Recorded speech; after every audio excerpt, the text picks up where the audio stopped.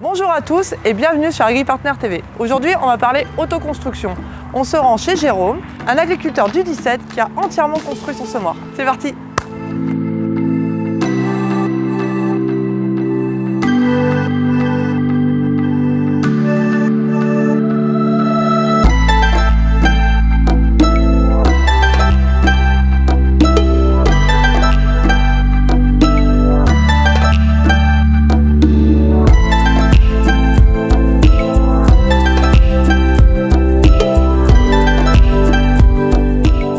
À Vérines, c'est ça, dans le 17? Dans le 17, donc sur une exploitation polyculture élevage. Ouais. Donc on va voir ça, 500 chèvres laitières, 200 hectares de terre. D'accord. En autonomie à 95% sur la partie alimentation des chèvres. On est sur du foin de luzerne, foin de fétuque, maïs, orge. Ok. Donc deux races de chèvres, Saanen alpine. Période de mise bas en novembre, donc pour les chèvres qui sont désaisonnés, et puis ouais. En période naturelle, octobre pour des mises bas de mars. Ok. Voilà. Plus un lot de lactation longue, comme ça nous permet d'avoir du lait toute l'année. Tu transformes tout le lait que tu produis? Ouais, tout le lait est transformé. D'accord. Et il est commercialisé? Il est vendu principalement en grande surface. D'accord. Dans un rayon de 90 km autour de chez nous. D'accord. Alors là, tu as entièrement construit ton semoir. Ça voilà, vient de auto-construit un semoir donc, pour faire du semis direct. L'idée au départ, en fait, je n'étais pas trop parti sur une autoconstruction. On travaille beaucoup en CUMA. Les trois quarts du matériel qu'on a est en CUMA. J'ai posé la question à quelques collègues si ça les intéressait. Ils m'ont regardé un peu de travers. Ouais.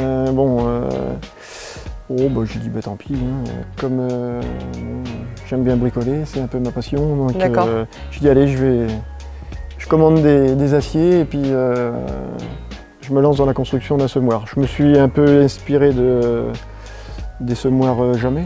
Ouais, d'accord. Jamais, c'est des donc j'en ai regardé un petit peu, mais j'en ai jamais vu réellement, en fait c'était toujours en vidéo et sur internet. Ouais, d'accord. Voilà. Okay. Des photos, mais ma foi, j'ai reproduit ce semoir. D'accord. Donc c'est un semoir en 4 poutres, ouais. Espacé de 70 cm, 32 rangs, 5 mètres de large. Espacement entre les rangs, on est à 15,5. D'accord. 15,5, ça me semblait un bon compromis entre actuellement ce qu'on a à 12,5 et puis 20 pour ceux qui font vraiment de la CS pure. Je me suis dit 15,5 c'est pas mal quoi. En fait le but c'était de pouvoir semer les couverts végétaux en direct quoi. Ouais. Bon, depuis un certain temps, je m'intéresse aussi à la CS. Pourquoi pas dans l'avenir y passer complètement. Mais là, le but au départ, c'était vraiment pour semer les couverts. Les couverts, et puis là, de toute façon, on va semer les trois quarts de notre blé avec. Ouais, de toute façon, on est en travail vraiment superficiel, donc là, ça va aller impeccable. Il t'a fallu combien de temps pour construire ça? J'ai commencé au mois de mars. Le but, c'était qu'il soit prêt au mois de juin. Pas traîné. Le problème, c'est qu'on attend toujours des pièces. Quoi. Oui. Voilà. Notamment la tête de distribution qui est arrivée très tard. Ouais. Et c'est ce qui a fait que j'ai pas pu semer mes couverts aussitôt la moisson, comme ça serait l'idéal. Comme ça serait l'idéal. Puis en plus, ça tombait devant la moisson. Finir ça. Ouais, c'est compliqué. Tu peux pas être au four et au moulin. Il y avait aussi le boulot. Oui. À faire quand même. Ouais. Alors le châssis, c'est toi qui l'as entièrement fait? Voilà, j'ai carrément acheté les aciers, c'est du carré de 100 en 8 mm, donc c'est un outil qui pèse quand même assez lourd. Là je l'estime, je ne l'ai pas pesé encore, mais je l'estime à 2 tonnes à peu près. Mais bon, il faut ça pour que ça rentre quand même, et que ça soit bien stable. Et donc j'étais parti sur les dents Aspire carré. Oui. Et je voulais absolument adapter ces socs que j'avais vus. Il y a déjà des vidéos qui passent sur internet qui sont pas mal. Et donc après, il a fallu que j'adapte ma descente, parce que dans le commerce, on ne trouve pas de descente. Alors c'est compliqué, mais la descente, là, c'est toi qui l'as fabriquée? C'est moi qui l'ai fabriquée, oui. Mais elle va pas. D'accord. L'angle? Oui. Non, c'est pas ça, c'est qu'en fait, je l'ai mise elle est un petit peu trop basse. Et puis tu vois, la pièce que j'ai fait ici, là, déjà elle n'est pas assez solide. Ouais. Elle n'est pas assez solide, elle plie avec les pierres qui passent derrière. Tu as quand même de la pierre. Voilà, et je suis un peu trop bas aussi. D'accord. Donc ça a tendance, le flux de terre a tendance à remonter. Voilà, et en plus ça me fait des bouchages parce que comme la dent vibre comme ça, quand la terre est fraîche, et ben ça me fait carrément des bouchages ici. Là. Ouais, idéalement, il faudrait peut-être que tu redresses en fait. Ben, j'ai déjà comme ça et que tu j'ai déjà fait un prototype d'une nouvelle descente, donc ça va être comme ça en fait. D'accord, donc ça c'est ton tube en fait qui va faire ta descente. Voilà, en plus de ça, j'aurai pas le problème des arrachements de tuyaux qui puisse y avoir avec la matière. Donc là, je l'ai bien relevé et c'est surtout que je lui ai fait un bel effet comme ça là pour que la graine soit bien injectée là, à ce niveau là, ici comme ça. Parce que si tu modifies un certain angle, après ça fait le résultat n'est pas du tout le même à la descente. Voilà. D'accord. Pour ton réappui de graine, t'as pris quoi? T'as pas de rouleau? J'ai pas de réappui. T'as pas de réappui? Non. D'accord. Un simple coup de rouleau pour l'instant, enfin je trouve que ça va pas mal. C'est pour ça que je veux absolument que la graine soit bien injectée dans le site terre. Oui, qu'elle ne se retrouve pas sur le sillon. Voilà, qu'elle soit déjà dans la terre quasiment. Parce que c'est vrai que ce style de socle là, elle est étroite, hein, c'est des 18 mm. Ça génère vraiment un petit peu de terre fine, mais pas grand chose quoi, c'est vraiment bien. Non, en fait, celui-là il est bien parce qu'il perturbe pas trop le sol. Après, tu vas en avoir un autre qui va être en 12 mm, mais le talon va venir vraiment derrière en fait. Il va venir jusque derrière et donc moins gros. Donc du coup, au niveau de la descente, c'est moins compliqué si tu veux pour jauger la descente de graines. Ah oui, d'accord. Celui-là, en fait, si tu n'as pas une descente qui est adaptée avec le bon angle et qui tombe au bon endroit, c'est compliqué. Bah oui. Il est très bien ce socle-là, mais il faut être bien équipé au niveau de la descente. Donc là, j'ai fait des essais en atelier et maintenant je vais faire des essais en réel.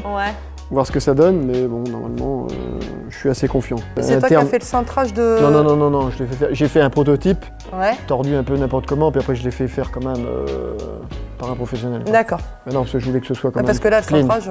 Non, je voulais que ce soit clean quand même. C'est propre. Je voulais que ce soit clean, c'est surtout que pour que ça glisse bien, quoi. Et là, tu estimes un investissement de combien là pour admettons si tu pars sur une solution finie comme ça là. Ça va pas changer grand chose parce que là mes tubes ça m'a coûté une douzaine d'euros. Plus bon ça puis le temps que je vais passer, je suis sur un budget de 8500 € à peu près. Que le châssis hein. Toute la confection sans la tête de distribution. Et sans la trémie? Non, sans la trémie, on parle pas de la trémie. Non, 8000 tout le châssis. Vérin, tout repliage, tout compris quoi. D'accord. Avec les roues de terrage. Donc les roues de terrage. Donc là en roue de terrage, j'ai regardé un petit peu ce qui se faisait et je suis parti sur 6 roues bien réparties entre le devant et le derrière pour que mon outil bouge pas du tout quoi en fait. Ça bouge pas en fait. Ah bah non, les roues, il y a toujours une roue qui est porteuse, donc ça va très bien. Et tu les as fixées comment du coup? Les roues, là par contre je me suis fait des bras. C'est toi qui as fait ça là t'as acheté le troisième point? J'ai acheté le bras de poussée, uniquement, autrement tout le reste c'est moi qui l'ai fait. Et ça c'est... J'ai acheté par exemple ici un demi-essieu. Un demi-essieu. Et tu as fait même une jauge de réglage. Voilà. Ça me permet de savoir la profondeur de toutes les roues. C'est précis. Voilà. Franchement, good job. Hein. Voilà. Donc là, j'ai semé à peu près 45 hectares avec. Ça s'est pas trop mal passé. Dans du sec, vraiment. Dans du sec, j'ai commencé début août. Ah ouais. Début août. Ouais, non, du sec quoi. Vraiment dur. Et du coup, les socles, ça rentre comme il faut. Ah oui, les socles, oui. Comme ça travaille pas beaucoup, de terre, donc ça rentre. Hein. Et le fait d'avoir construit ton semoir, je suppose que tu as bien des collègues qui sont passés te voir. Ah oui, il y en a qui m'ont dit, putain, on croirait qu'ils sortent de chez le concessionnaire. Et du coup, ça a inspiré d'autres personnes ou Pour l'instant... ils attendent de voir. Voilà, ils attendent de voir. Quoi. Ah, puis chez nous, on est dans une région céréalière qui marche quand même bien. Donc c'est vrai, quand tu as un système qui marche bien, tu n'as pas tellement envie de changer. Quoi. Voilà. Et puis les contraintes agroécologiques, pour beaucoup, c'est vraiment des contraintes. Quoi. Les mesures, je veux dire, agroécologiques, c'est surtout des contraintes, elles sont vécues comme des contraintes plutôt que du bien pour le sol. Quoi. Donc pourquoi pas allier les nouvelles mesures agro-environnementales avec la nouvelle technique et puis, sans que ça fasse baisser les revenus. Quoi. De toute façon, un semoir en TCS comme ça, chez un autre constructeur, tu t'en sors pas avec un billet de 1 000 €. Pas le même budget quoi. Puis là, l'avantage c'est que toi tu connais tes problématiques. Tu sais ce que tu veux faire, tu as fait vraiment le semoir à ton image. Tu m'as parlé de rapidement, je suis pas à l'abri de faire quelque chose derrière. Alors après, il y en a qui fixent des petites chaînes. Alors, il y a le système de chaînes derrière pour reboucher ton sillon. Ou sinon, il y en a qui mettent des... toi, en plus, tu as l'air de bien souder, bien te débrouiller. Oui. Ouais, oui, derrière le sillon. Oui. Avec une patte déportée, tu mets un petit bandage, après, en fonction de l'épaisseur de ton sillon, pour raplatir derrière. Ça peut se faire. Ah ça, oui, il faudrait qu'elle soit escamotable, quoi. Parce que quand le terrain est frais un petit peu, il faudra avoir un système de pivot. Ou sinon, après, tu as le système à chaîne derrière. Où là, il faut que tu te rallonges un petit bout de châssis et tu mets des chaînes. Ça se fait. Ouais, c'est pas mal parce que ça ramène un peu la matière. Mais c'est pas des maillons, c'est des gros maillons. Hein, faut vraiment... Et ça te refait un petit guéret derrière. Donc c'est... Vu qu'en plus, tu perturbes pas ton sol en faisant du chenille comme ça, tu peux te permettre de mettre de la chaîne derrière. Ouais, le contrôle de... franchement, le contrôle de jauge, il est juste formidable. Je connaissais pas ce produit. Ah, je me suis un peu creusé la tête. Hein. Ouais. Mais bon, c'est un petit peu le défi, quoi. Après, quand on commence un outil, on veut que ça aille au bout. Hein. Oui, bien sûr. Donc là, la prochaine aventure, c'est le blé et puis changement des descentes pour voir tester, je vais les changer avant le blé, de toute façon. Ouais, tu veux les changer avant pour optimiser. Oui. Je vais les changer avant, oui. Ouais, qu'il soit fonctionnel pour le blé, parce que le blé, on en a quand même, je pense qu'on va en semer au moins 50-60 hectares avec. Donc, faudra que... Mais les conditions seront beaucoup moins compliquées, quoi. Ouais, là c'est sec. Et ton atelier, du coup mon atelier, il est de l'autre côté du bâtiment. Là. Il est planqué? Il est planqué, oui. Je suis équipé d'une grosse découpeuse. Ouais. Et puis après, d'amide. D'accord. Un semi-auto, soudure à l'arc aussi. Parce que quand on voit les soudures que tu as faites, c'est digne d'un professionnel. Hein. Non, mais c'est vrai. Hein, et puis la peinture, je l'ai fait là, à l'abri du vent. À l'abri du vent, d'accord. À l'abri du vent. Voilà, donc après, maintenant, il faut que ça fasse ses preuves. La levée. Je vous invite à aller visiter, on va aller visiter 2 parcelles que j'ai semées la date, ça devait être vers le 10 août. Je vais vous verrai ce que ça donne. Ouais, avec plaisir. Franchement. Donc là, chez nous, tu as pris les socs. Chez vous, j'ai pris les dents. Ouais, les dents. Les socs. Ouais. Un carré de 30, les dents. Elles sont en carré de 30, ouais, elles sont en carré de 30. Donc dents et socs, ok. Voilà, dents et socs. Après ici, les petites goupilles, les petites bricoles, les petits accessoires. Et le tuyau était livré avec la tête? Le tuyau était livré avec la tête, En fait, on a acheté la trémie frontale. Oui. Et dans la trémie frontale, il y avait un kit, ce qu'ils appellent le kit en grès. C'était la tête de distribution et tuyau, et il y avait une rampe de distribution en inox. Donc, du coup, tu t'es servi du tuyau qui était, qui était livré avec.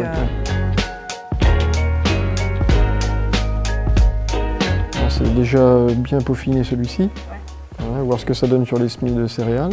Et puis de toute façon, depuis le début, depuis qu'on a l'exploitation, c'est vrai que le bâtiment, on l'a fait nous-mêmes, on a tout autoconstruit. Donc, donc tu es déjà sensibilisé par... Oui, par l'autoconstruction, quoi. C'est ça. Puis c'est bien d'avoir des projets. Oui. Un but surtout, après on se creuse un peu la tête. C'est pas la même chose quand tu achètes un semoir tout fait et que c'est toi qui le fabriques par tes idées, le temps passé. La satisfaction n'est pas du tout la même. C'est pas pareil. Quand tu vois qu'il y a une belle levée dans ton champ, que ça a bien marché et que c'est toi qui as fabriqué le semoir. Oui, c'est pas pareil. C'est gratifiant, quoi. Oui. Merci beaucoup pour ton accueil, Jérôme. Franchement, c'était très intéressant. Beau projet, bien réalisé. De rien, et puis à la prochaine réalisation. Ouais, n'hésite pas à envoyer, surtout avec les nouvelles descentes que tu vas mettre en place là. Quand ça sera bien fini, je t'enverrai des photos. Ouais, avec plaisir, franchement. Et puis en espérant que ça fasse germer d'autres graines dans la tête de tes collègues. J'espère. Quand ils verront le résultat. Ça marche.